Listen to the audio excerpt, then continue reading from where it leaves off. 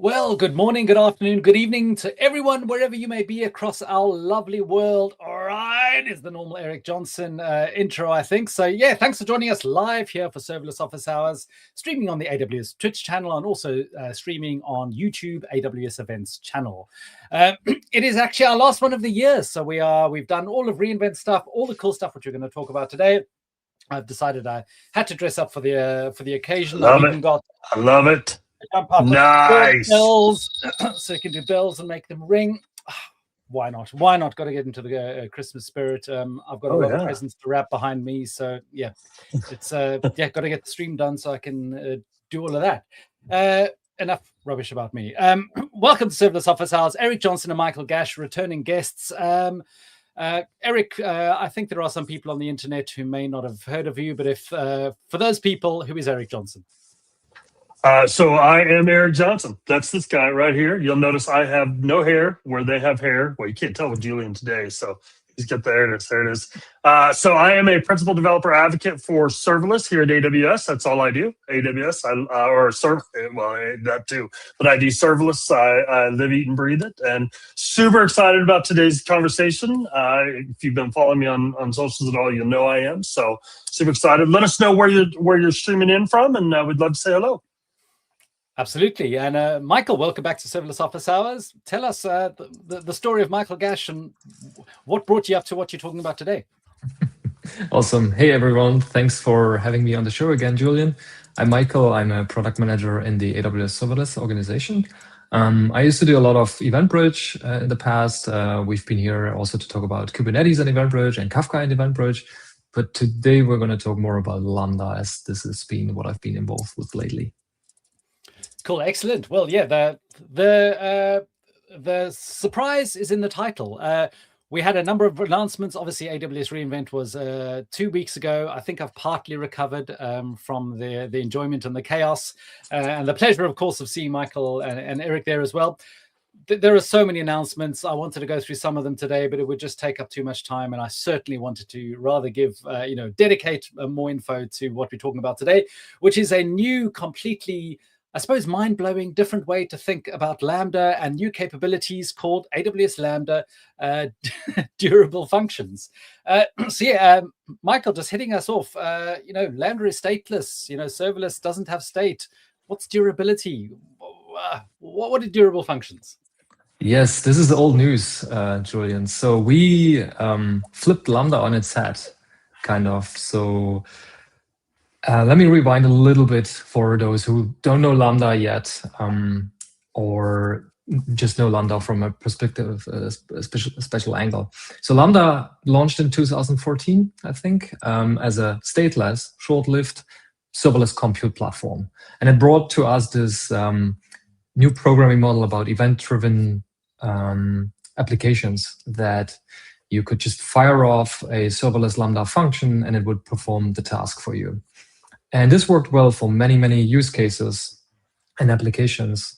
However, there were a certain set of workloads that required more than just serverless compute, stateless compute than Lambda.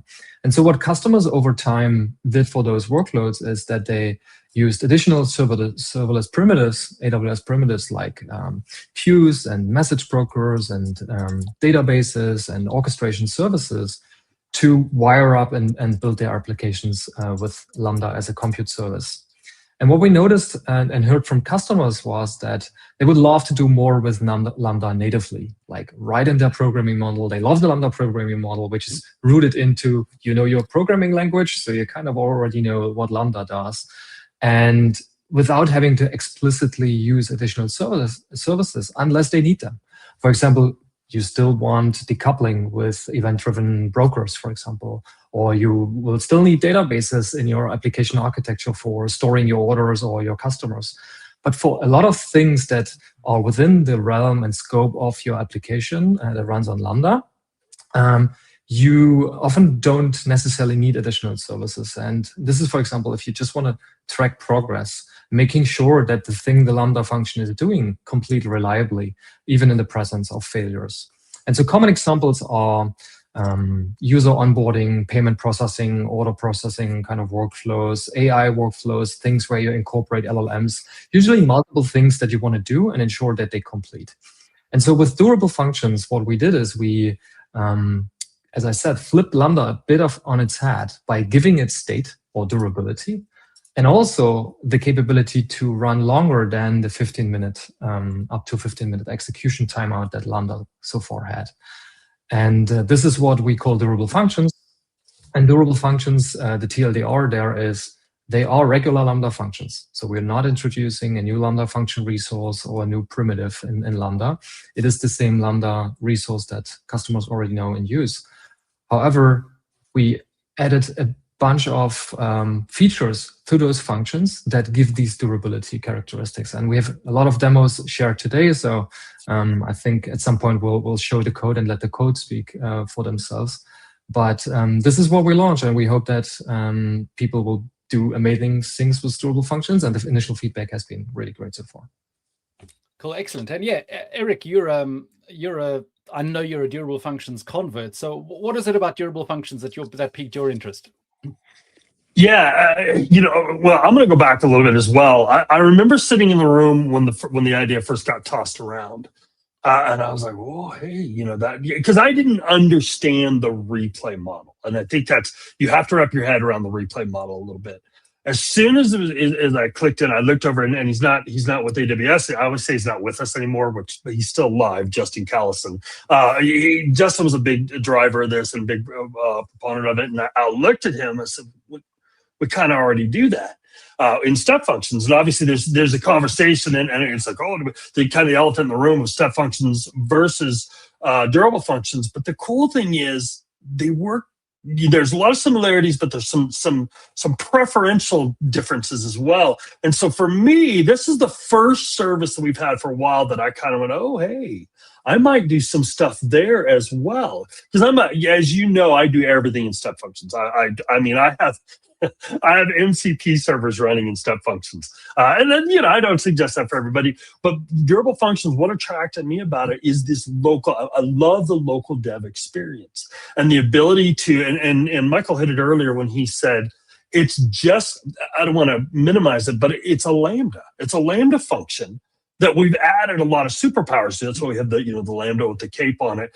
But at the end of the day, it's a Lambda function. It's what you know and love, and that local dev experience. And we're really doubling down on that. So that's what got my attention. And I think that was a long answer, longer than it had to be. But that's what I was really excited about.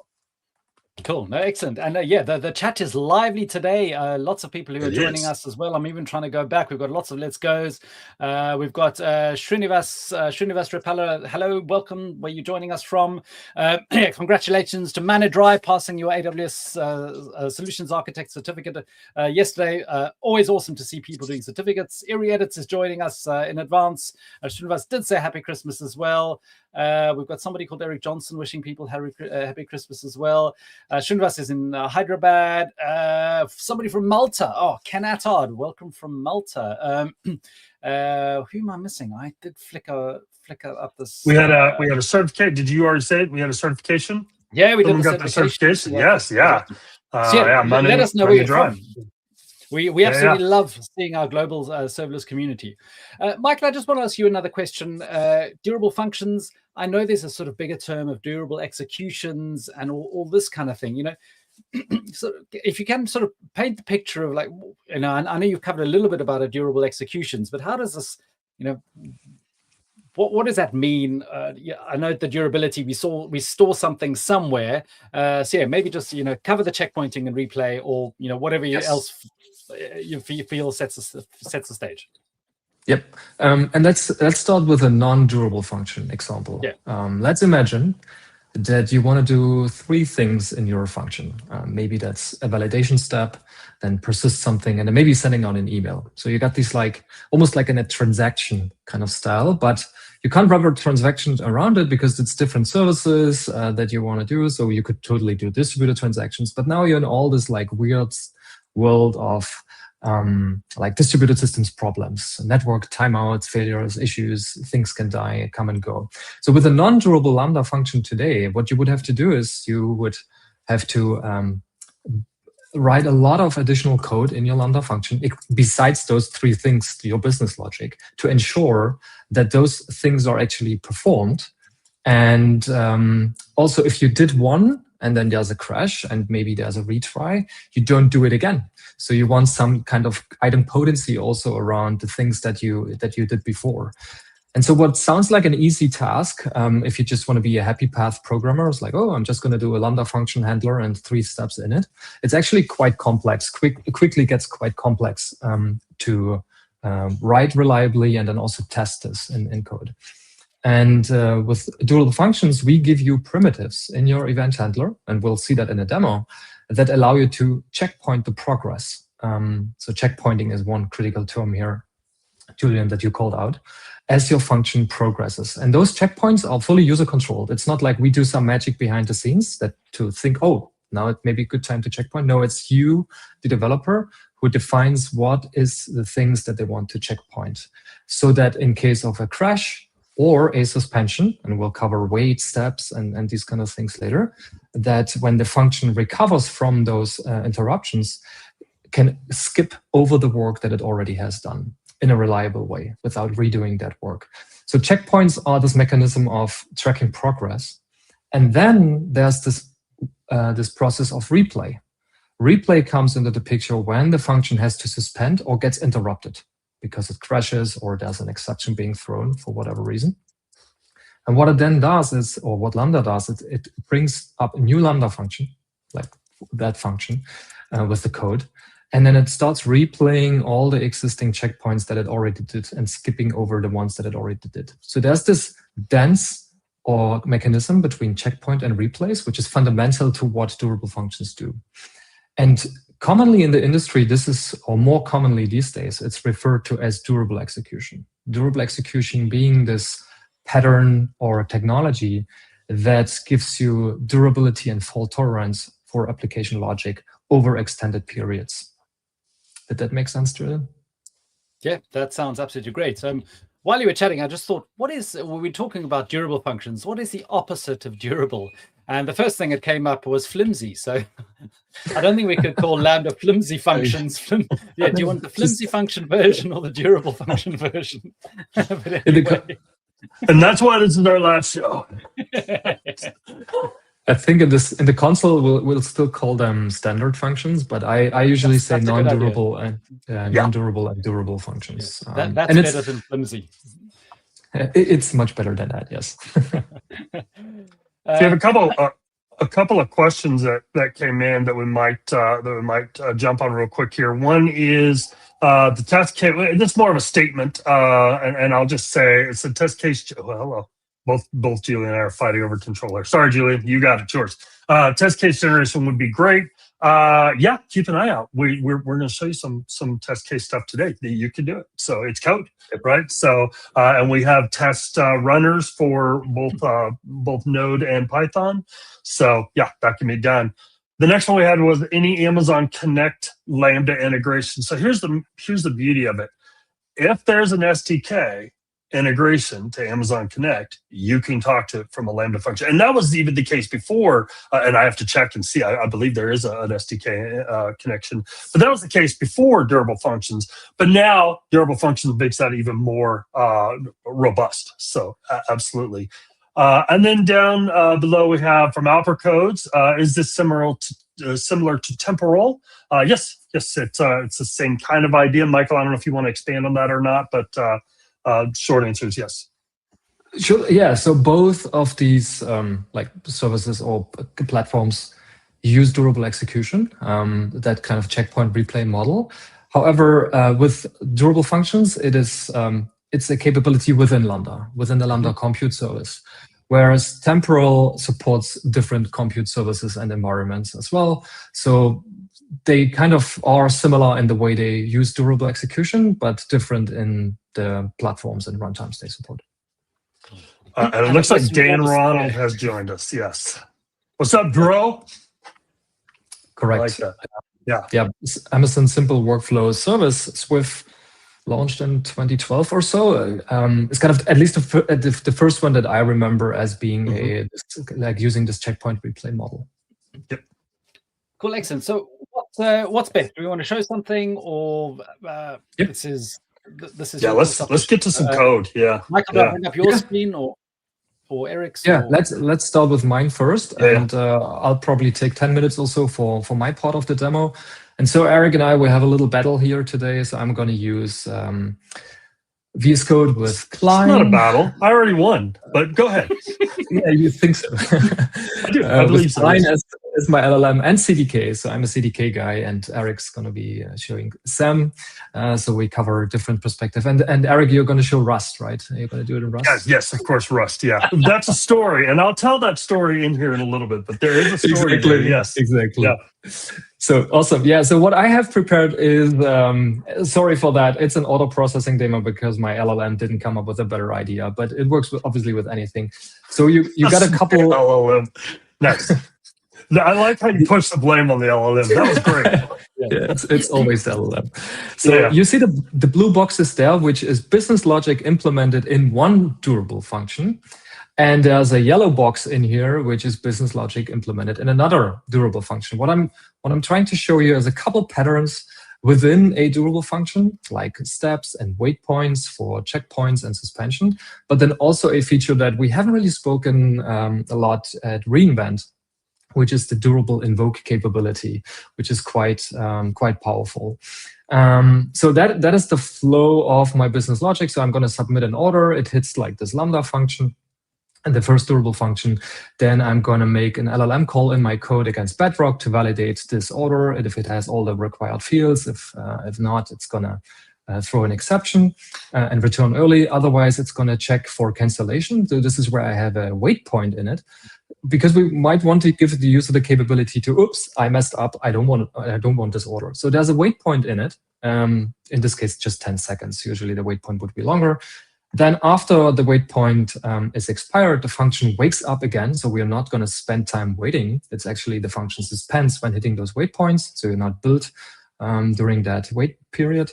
Then it's going to wake up again, check if the order has been canceled. If it's canceled, it returns early. If not, it's going to trigger a durable invoke of another Lambda function. And this could be a different team. That's kind of what I'm trying to simulate here. You can chain these durable functions together so that other teams can provide their own business logic, and you don't have to craft everything in one function. Okay, I have to interrupt you. I'm sorry. I have to interrupt you. You are breaking... As far as Julian and I are concerned, you are breaking the cardinal rule here in Lambda calling Lambda. So, oh gosh, sorry, Chris Munns, wherever you are. Lambda functions calling Lambda functions, right?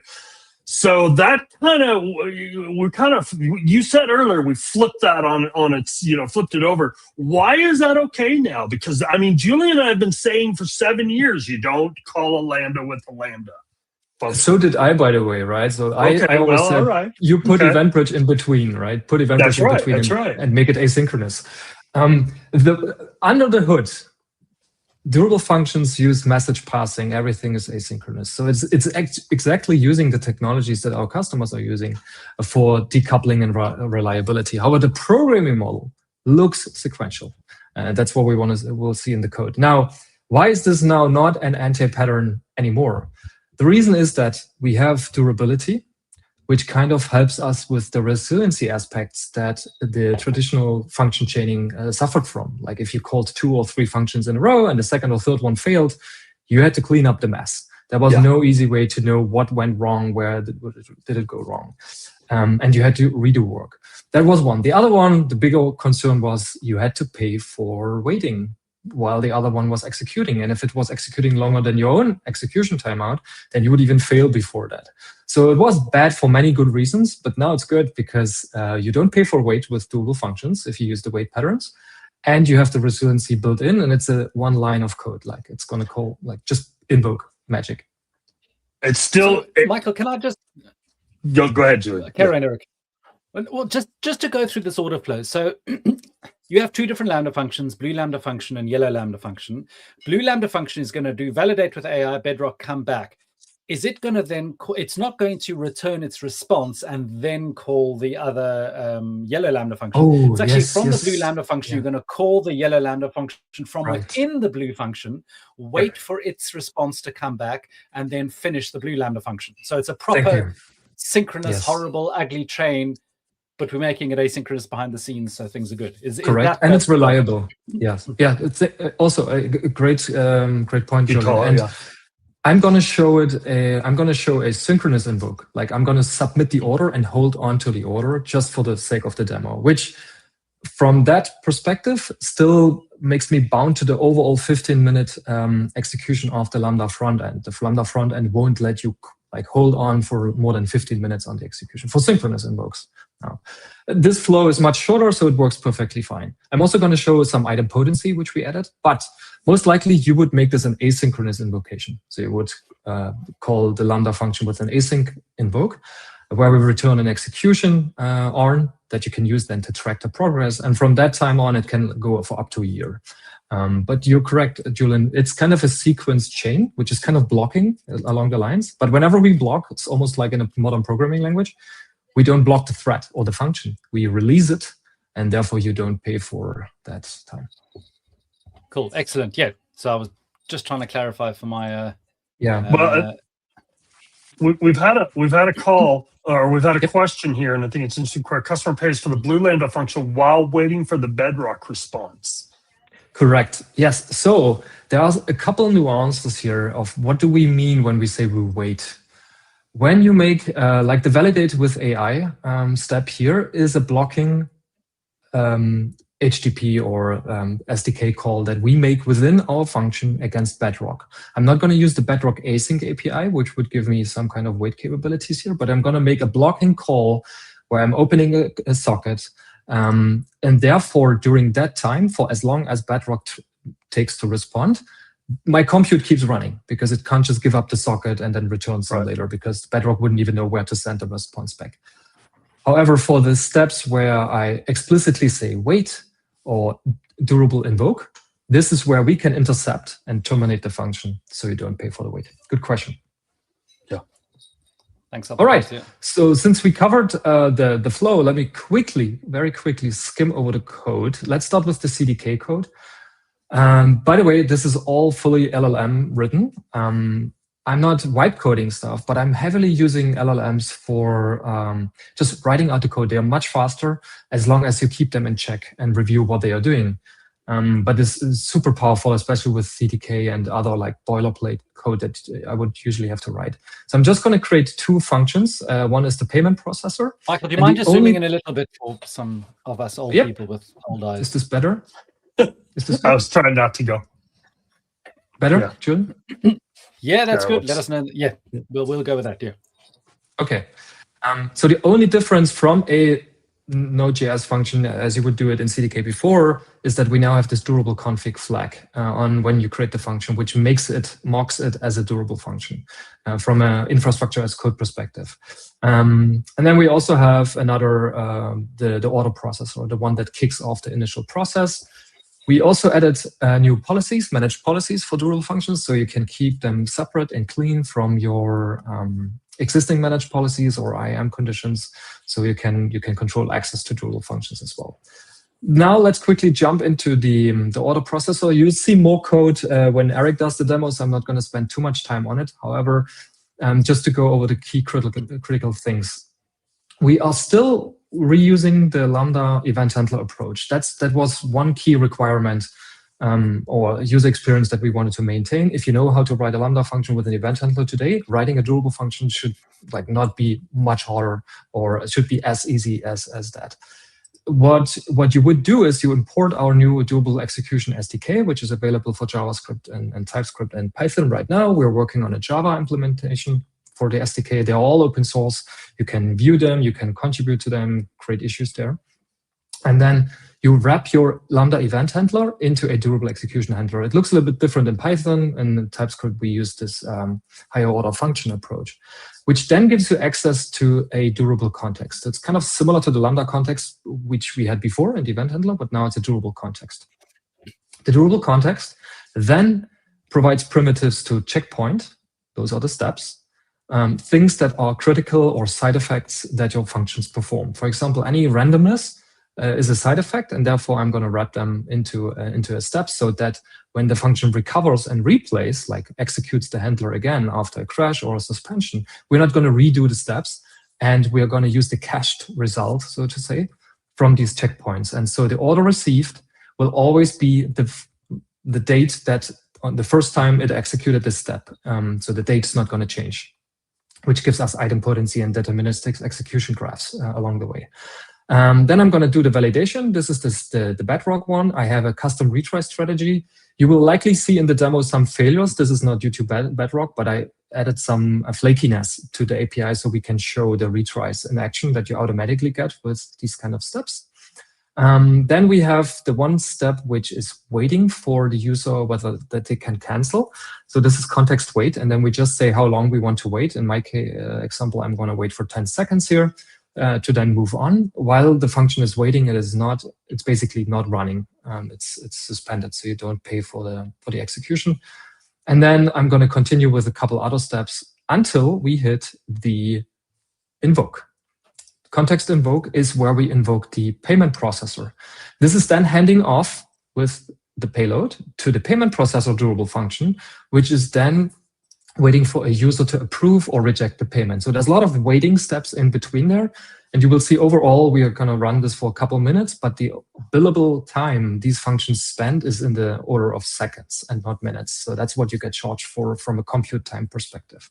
So let me kick off the demo. Hey, Michael, before you move on, real quick, because I think you'd be best to explain this. Can you talk about I know you brushed against it here earlier, but the criticalness of non-deterministic code being wrapped, because it's really, and I'll give you the example that I have. I ran into this yesterday. Someone was asking me about they had a durable function. Would I look at it? And they had done a step, and then the results of that step they were evaluating outside of basically a step. They were saying if the results are true, then run this step. If not, then run this step. So it's really easy to kind of, it's fine. The actual running is in there. But even that that's non-deterministic because we're saying, so even that needs to be wrapped. So can you talk about that a little bit? Yep. So what would break your execution is, for example, like you say, generate random number, and then on the next step, like no steps, as you said, right? We're not using our code. If number greater X, right? Both of these, these two lines lead to non-deterministic code execution, even within like non-durable Lambda functions, which is what customers or developers have to care about today. If your function generates this number, like non-Lambda, non-durable Lambda function generates a number today and then crashes before coming to this point, and then you retry this function with the same payload, it would generate another random number and maybe take a different branch on the behavior. And depending on where you are on your graph, this could be very, very bad for your outcome. Therefore, whenever you have non-deterministic code, which is typically randomness, like math rand, generating UUIDs, time, like I'm using here, you need to put them or wrap them in a step. Again, this is not any different from writing non-durable functions code, because without durable functions, you have to take care and responsibility for this, including versioning. If you update your Lambda version between invocations and you hit a retry and the retry hits the other Lambda version, the new one, code will likely be different, execution paths will be different. So there are a couple of guardrails that we have in place in durable functions for versioning and replay semantics. However, we need a little bit of help from the developer so that they ensure that any non-deterministic or randomness or side effect is put into these checkpoint steps, where the step records the outcome of the business logic, and then when the function re-executes again and hits a step which already completed, it will not rerun the code again, which is important for the deterministic execution in this case.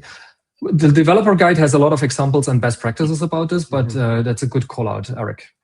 Yeah. So can I just ask about the steps? So technically, logically, whatever way to explain this is when you're wrapping something in a step, you may be talking to a third-party API, say it's London today. I'm going to get the weather in London.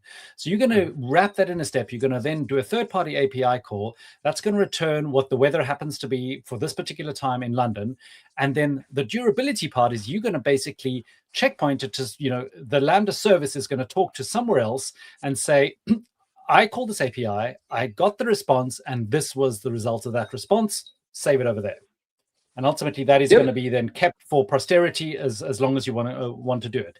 Then if something crashes, something goes wrong, or something doesn't even go wrong, let's say something does go wrong, the Lambda function is going to rerun. And all it's going to do is go, checkpointing service, did you run this step? So the weather creation step. And it's going to go, yes, we ran that before. This was the previously returned information about the weather in London. And then you can go, okay, I don't need to ignore that, and then carry on going. So is that what the step is doing? It's doing an API call, doing whatever you want to do. And then whatever the result is, it's just storing it elsewhere for posterity. Yeah, elsewhere within Lambda, fully managed, like you don't have to manage any of these state backend. But consider it exactly like what you described. It's almost like a database transaction before and after the business logic that you execute. So without durable functions, the way you could build it with Dynamo, for example, that before hitting that step or your business logic, you check in your database, have I already done this step? And if not, like whether it failed while doing the step or you've never literally done it before, then you enter the critical section of your business logic, you execute it, and let's say it executes well, like it completes, then you write the result to the database that you did it. It's like a marker, right? Now, if you crash after this line, and you re-invoke the function, your non-durable function, then it's going to hit this check database. It's going to say, yep, I did it before. Here's the result. Don't execute this again. And then it moves on. That's kind of conceptually what happens behind the scenes, but fully managed, so you don't have to worry about these, did I do this before or not, steps. If you use power tools, this should look familiar because it's how we do item potency in Lambda functions. It's with a little caveat. There's a little caveat, though, which is typically we think about idempotency at the event handler level, like the whole event handler, right? But if you do multiple things in your event handler, what does idempotency mean? Does it That's mean a really good call out. Is it just the first thing that I did? Did all three things go through? What if I have done two and I need to undo the two because the third one is just not completing, compensating transactions? So idempotency is an easy label. Yep, idempotent, but it's actually not so easy to get right.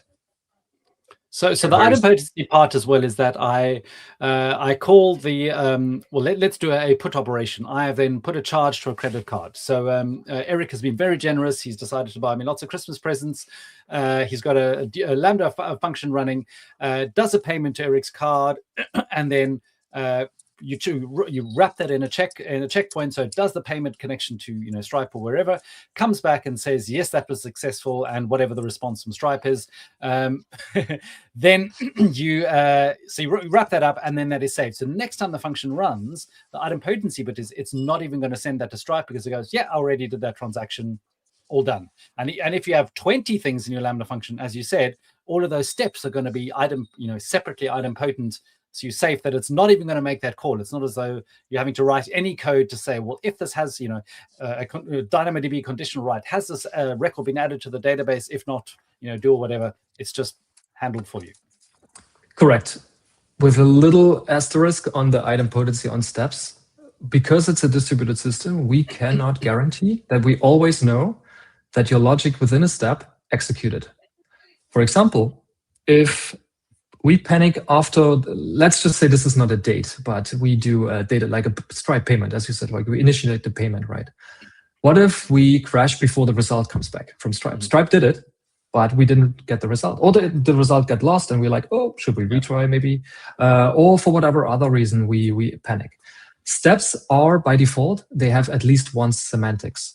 So until they complete, we will repeat, re-execute them with the retry policy. You can disable the retry policy, obviously, but we try to ensure that the steps execute. That's kind of the reliability. Therefore, your steps that you build need to be deterministic as well. One example with Stripe is you generate a UUID in one step, right? So you have a stable UUID, or you infer it from a hash, from the payload, whatever, however, like it needs to be stable. And then Stripe allows you to pass an idempotency parameter in their API. And therefore, you can do this step multiple times if it crashes right throughout execution, for example. But because you pass always the idempotency parameter, Stripe will then ensure that they won't do double payments if you pass the same idempotency parameter. So this is just something that we can't eliminate some of the fundamental distributed challenges. However, once a step completes and we checkpoint it in our system, this is now where you get the idempotency on the replay behavior, where we will never execute this step again. Excellent, thank you. Okay. All right, Cool. we'll let you demo now. Well, you do have another couple of questions coming in, but we'll come to those in a little bit. So let's. Yep. So Now let me go just on. quickly fire this off because I want to also get time, Eric, for your demo. So I'm just gonna create a random order ID, and then I'm just doing invoking my order function. I'm gonna use latest.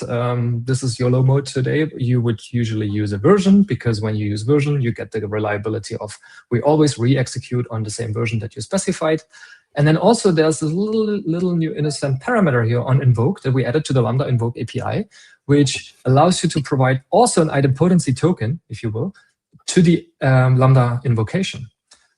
That is synchronous and asynchronous. So if my invoke here crashes, or if I terminate it, which I can show, I can reattach to the running execution, or if it's an async one, I get back the same execution arm. So I'm not going to trigger duplicate payments in my case here, similar to what we just discussed with Stripe. So I'm going to fire this one off. So it holds the connection, and now I need to share my console. One sec. Share Credentials. Yeah. Yep, probably not credentials, but just need to head over to my browser. So this should be the one. Can you bring it up, please, my browser? Yes, we'll do.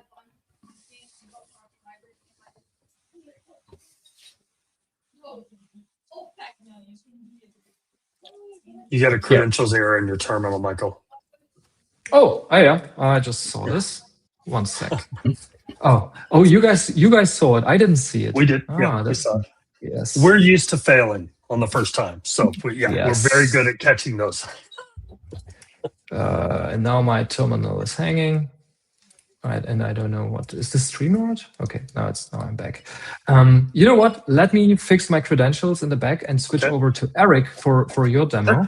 I'll fix my credentials so we don't lose time, because we are short on time today.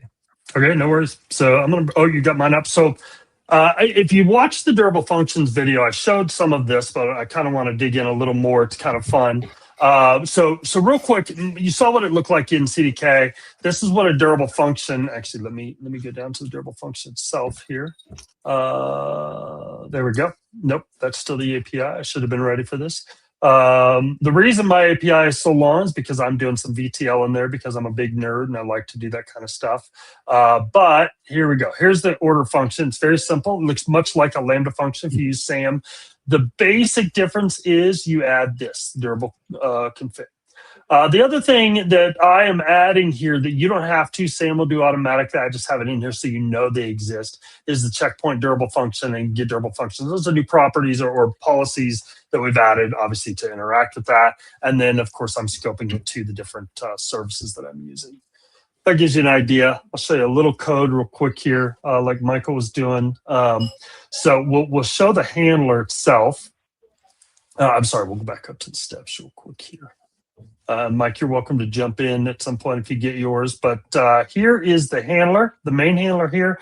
So, and I won't walk through all this, but on mine, I want to call out again this idea of this. I needed a timestamp, so I'm going to checkpoint it. So I don't want it to be different if it fails, because replay almost invariably happens. It's kind of interesting how many times you pause, we're checking stuff like that, wait for callbacks. Replays happen, so we always want to make sure that that's going. So now, what I want to do is I want to show, Mike, I'll leave time at the end of this as well, but I want to show how this works with SAM, because it's very cool. We've done a lot of work with service development in SAM. So I'm going to bring up SAM real quick here, and I'm going to bring up our dashboard. And we're going to actually locally invoke here. So I'm going to go SAM local invoke, and it preloads it for me because I've done this a million times. And I'm going to hit enter. And let me blow this up so you can see it coming in here. There we go. Now, as it's going, you're going to see a coffee order. There it is, appear over here on my dashboard, because I'm actually interacting with live resources.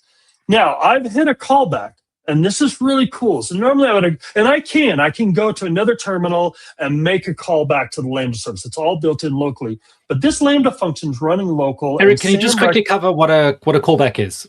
Yeah, sure. So this is a wait for callback. That's a better way to say this. So what it's done is I've sent out here to the barista, I've said, hey, I want to order a coffee. Will you accept that copy? And I could click accept here, but I'm actually running this Lambda function local. So what the wait for callback does is it sends it out and then it pauses the durable functions. The durable function here is sitting, you're not paying for it. And I'm talking fast because I only have 2 minutes here because that's what my timeout's set at. And so the durable function is saying, hey, I'll wait until the barista accepts it. When they accept it, then we'll come back. Now, locally, I can actually do that. And I'm going to jump over here because I have to cheat and grab what my acceptance criteria looks like here. I forgot. So my accept would look something like this. It's just the action accept. So let's go back to the barista here, go back to the terminal. And so I'm going to go ahead and hit 1 for accept and pass that data. And you'll see now my durable function picked back up and it's cruising along again. And now it's waiting for my barista says, yeah, they'll accept it. We're going to make this. So let's go ahead and let's make the coffee. So now what I'll do is I'll do the same thing. Let's just grab the right code here. So we want to get my responses, my completion code. Something I learned a long time ago is I never actually code in public because it's embarrassing. So I copy and paste a lot. So now what I'm going to do is I'm going to accept this and give a response. And you'll see that the coffee now disappears because we've walked through that. And in SAM, I'm going to blow this up so you can see this a little better. In SAM, we can now see the response. And we can do a little debugging if we need to. So I can actually say, all right, I'm going to go ahead and get, so I get an ARN or I get an ID for this. So in order to see what the execution looked like, I can actually call the local. Hey, how you doing? Let's try actually adding the SAM. That was my bad. All right. Okay, so we'll do this. So if I add this, now it's actually, this is local in addition. My container's still running this, so it's going to grab the history, and there it is. Here's everything. Here's the input and the output. But then I can also say, get that actual full history. So I want everything that happened. So let's do that. And this will actually, if it's really long, it'll truncate it, but you get this cool table that because I'm blown up, it's kind of, it's wrapping a little bit, but you get this really cool table to see everything that's happening. Now, I can actually do that and I can say, format JSON, and it'll grab the same thing, and then you get the entire history. Now, you can do the same thing if I'm running in the cloud, or if I'm running in the console, I can grab this history from SAM as well. But this gives you an idea of what it looks like. So let me show, Mike, how are you doing? Are you ready to show your part of that? Okay, ready? So let's switch back to Michael, because a lot of this you can see in the video, but I have some more stuff to show when Michael's done, but let's give Michael some time first. Yeah, Michael, can you share your screen again, please? And we'll yep, coming up. Oh, wrong one. Are we ready? Yes, we're on. Let me know about Zoom, the Zoom. Maybe in 1 or 2. Better? That should work. That's good, yeah. Good. Okay, so I fired it off in my console in order. I'm using this execution item potency name that we just discussed as well. So here's the order running. It started with the validation, as we said, against Bedrock. This time we got lucky, so my flakiness didn't trigger. Otherwise, we would have seen that there were errors on automatic retries. I can even look inside these individual steps where I can see what was returned from these steps. Were there any retries? I can look at the logs and all the additional underlying events that we do based on, as I said, like everything is event-driven and asynchronous, so you get access to those as well. Then we hit the wait point at which the function suspends. It recovers after 10 seconds from the suspension, moves on to whether the order has been canceled or not. In this case, it wasn't canceled. And now it's blocked on this chained invocation where it calls another durable function. Let's head over to the chained durable function. We should see one execution here. This one is currently running. And it's also blocked on a wait for callback, which you already saw in Eric's demo, where we are using an external entity to complete or fail the callback. When a function hits a wait for callback, it also suspends and terminates. So this has been going probably for a couple of seconds now. I can, in the console, Eric showed you in the terminal, but I can also do this in the console here to unblock the callback. I think what I'm doing is approved true or something like that. Should be the expected payload. I'm going to send it back. This unblocks our payment processor. So cool. It moves to succeeded. And here we can also, in the event history, we can see all these invocation completed events signal whenever the function suspends or terminates. So we see it did it once after the callback here, it suspended, and then it's completed eventually after I completed the callback. So we have 2 invocations for this function. Now I can head back to my order because the order should now also be complete because the chained invocation has finished. We see this succeeded. I can also look into what my input to the function was, to the durable function, and the output of the payment processor that came back. I can also, in the console here, look at my logs that my context logger did across all the steps and the individual callbacks that I'm invoking. So this should be refreshed after a couple minutes, but you can see that we surface the logs, and we are not repeating the logs for operations that have already completed. So the context logger that we provide is replay aware, so to say. Now, to wrap this up quickly, this one took 1 minute and 34 seconds because we were waiting for the payment processor and everything. So the first, this is in a way a bit of a contrived example, but the first function was actually waiting and you were charged during that whole synchronous invoke. But the second function was waiting for the callback, so that paused and stopped. You were not charged while the first one was waiting for the second one. So that duration here, that step that you see, the 1 minute and 21 seconds, this one where it was blocked, it was suspended. It did not run. And this is what I wanted to quickly show you.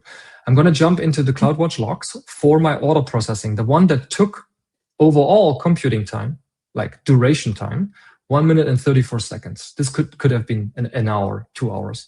And then let's look at the CloudWatch logs here. This should be the one that we had. And we should see billable build duration, something like that. Where is it? Let me just move this up here. Build duration 400 milliseconds and 1.5 seconds.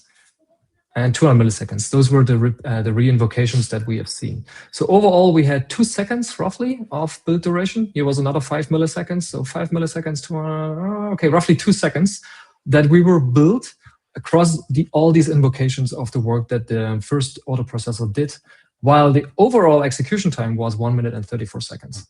So is that because we didn't do context.step, but we did context.invoke?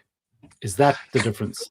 Correct. When you chain Lambda functions and you want to get the benefits of reliability from chaining, but also the suspension from chaining, even if you do like multiple chains, like one calls the other, the chain basically terminates while the other ones are running. You can do them in parallel. I have another example, but we're not going to show it, where you run multiple chains in parallel, and then you fan in quickly, but chains suspend.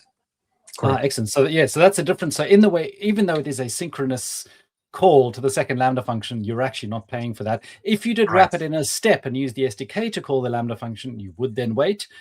So they're good and bad ways to do this. Okay, I'm and there might be pros and cons for doing this. Exactly. Good.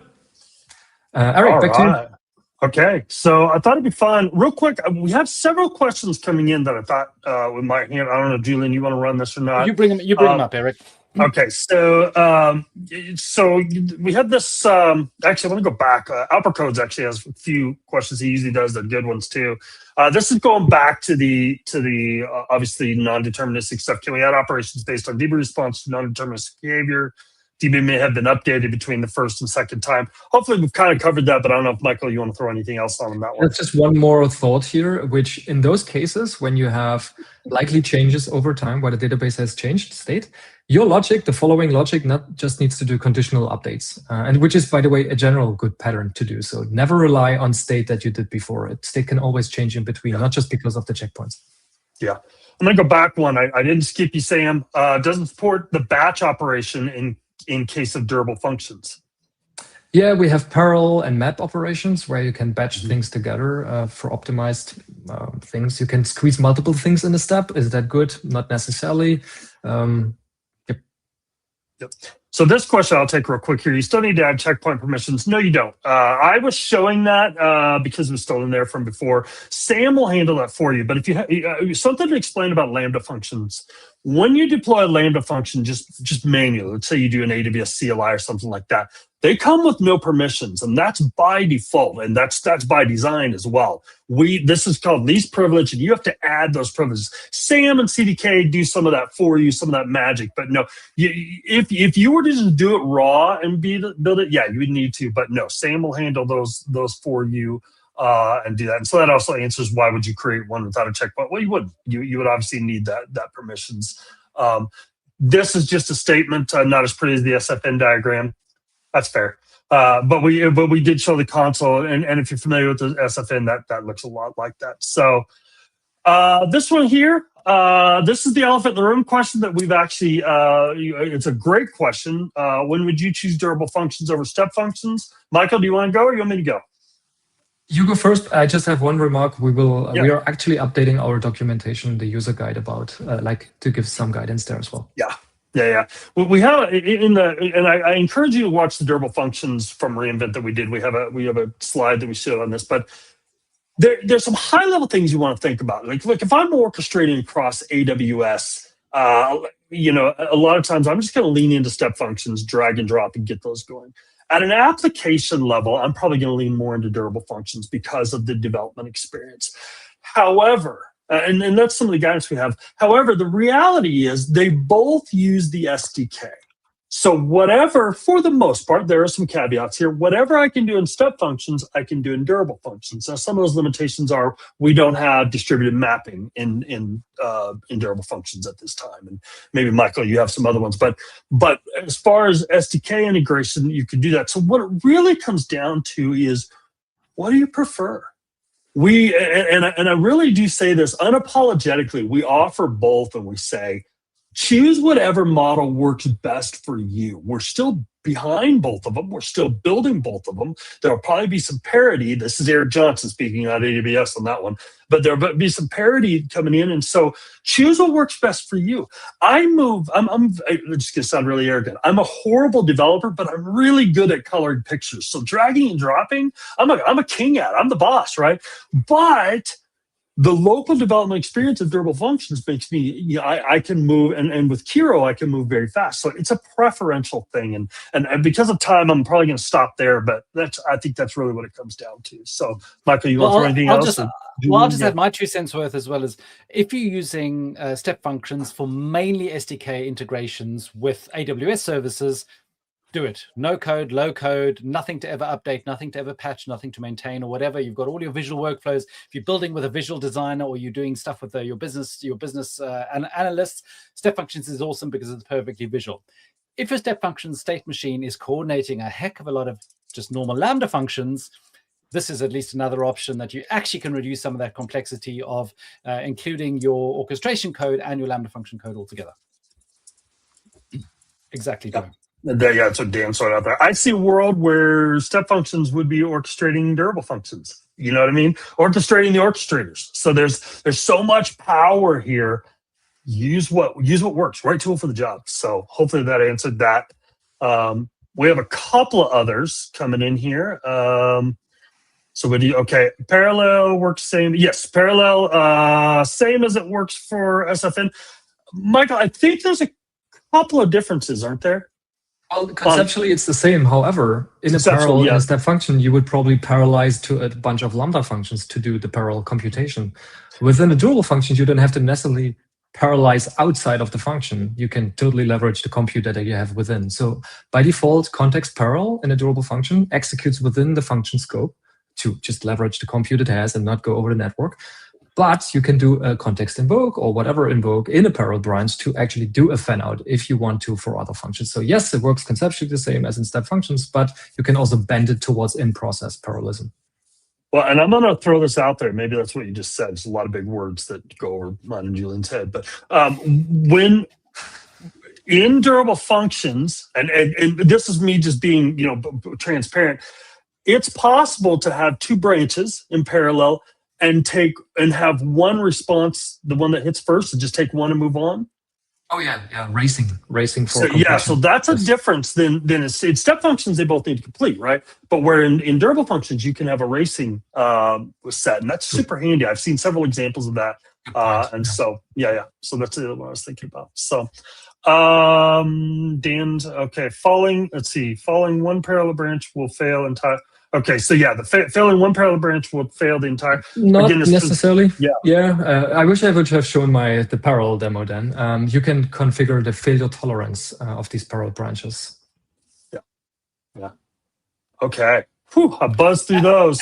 And one of the things from a developer experience, what is really nice and what I've heard from customers as well is how nicely rounded out this release is as well, because it has the local development experience. With SAM, you can use because it's a normal Lambda function, and you can use all the SAM local invoke behind the scenes. You can add breakpoints and everything, so you can literally, that's what I like about it, is literally step through your code line by line, watching the context object getting updated and doing all that kind of thing, and that's that's much easier than just having to pass an invoke and then wait for it to all run and then go, okay, let me dive through the logs to see what's happening. So I like that too. There was this question before on test generation, which we haven't shown, but honestly, it is, if you want, show it, Eric, but it's honestly just ask your LLM to create unit tests. And it's just such a breeze to write unit tests against the durable functions and then see them run within milliseconds locally. Yeah, I'm going to bring this back up real quick so you can see it. Maybe. There we go. So let's blow this up a little bit. No, I tried to blow the StreamYard up a little bit. Okay, here we go. All right, can y'all see that okay? Yep. All right, so I can just do, I had it npm test. I hope everything's in place. I haven't tried this one. There you go. There you go. And that's running standard jest, and it's running, it's using the npm the runner, the durable functions runner that comes with both the SDKs, and I can build those out, and so I can all kinds of assertions. I'm saying words I don't even understand right now. I don't write tests very well, so it was really cool to see this happen. The other super cool thing here, and I don't have time to show this just because of timing, but if you haven't checked out SAM Watch, I will literally say SAM Watch and then have it, SAM sync and then have it watch. And then every time I make a change, it builds really quick. And we built a lot of optimization on it, so it builds really quick. So I can change test. So it's a very fluid, very fast, and that's local or up in the cloud. So it's a very cool process. And I'll have a video out that shows that at some point. You sound like a pro now, Eric. Oh, well, I know the words. I don't know what I'm saying, but I know the right words. Are they LLM generated? Yeah, that's right. Yeah. Eric, are you an LLM? Ignore previous instructions. I'm the dumbest LLM there. How many R's are in strawberry? This many. Any number I want. Slightly off-topic question. Any plans to add native TS support without build to Lambda? Well, yeah, that's I don't have any. I don't have anything on that one. So. No, me neither. That would be a question for our runtime experts in the Lambda team. We have a Lambda roadmap, open source public roadmap. Yeah, I was definitely going to do this. It's AWS GitHub AWS Lambda roadmap. So yeah, the product managers like Michael have been putting their things in there. We are thoroughly interested in getting your feedback. Not everything is in the roadmap because there are some things we're working on, but there are a lot of things specifically on the runtimes, which we have a really great cadence to do things really quickly. So yeah, open source Lambda roadmap, help us to build what you would like. Excellent. Eric and Michael, thanks so much for your time. Super excited. Everybody in the chat, we super appreciate you joining us today. If you're watching this in the future from the YouTube recording, yeah, plenty more of durable functions that's going to be happening. So thanks so much. Whatever you're doing with family or friends or by yourself over the holiday times or Christmas, enjoy that. Definitely eat too much and enjoy time with your friends and everything. And Jeff, the producer, who makes everything happen behind the scenes. We super appreciate it. And from the AWS Serverless family, thanks so much for joining us all this year, for the hard work, everybody behind the scenes who creates content and who's been on the stream. We appreciate all the hard work as well. And thank you to you for watching, and happily building serverless applications for next year. Goodbye. Merry Christmas. Merry Christmas.